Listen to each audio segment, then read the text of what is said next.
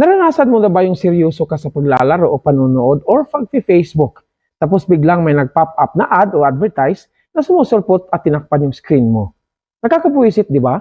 Akala mo virus na pero settings lang pala yan. Today, ituturo ko sa iyo kung paano i-block ang mga ads o advertise sa Android phone mo forever. Don't worry, libre lang ito at wala kang kailangan i-download na suspicious apps. Gamit lang ang settings o ang secret settings ng phone mo.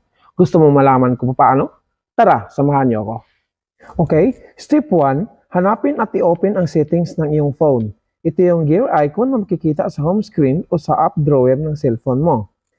Hanapin ang connection or minsan nakalagay connection and sharing or minsan naman network and internet.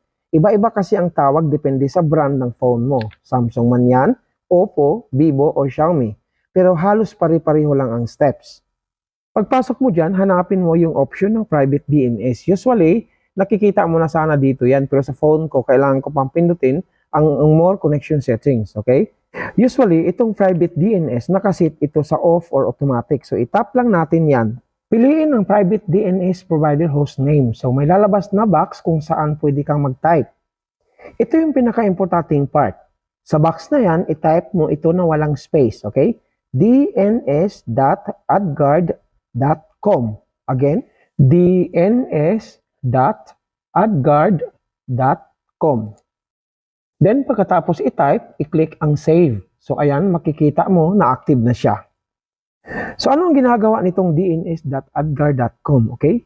Pinifilter nito ang traffic ng internet para harangin ang mga ads o ang advertise bago pa man sila lumabas sa screen natin. Okay? Safe ito at tested ng marami. So ayan, ganun lang kadali ang pagpigil ng paglabas o ang pagharang ng advertise sa ating cellphone. Para sa iba pang tips and tutorial, please like and subscribe. Thank you!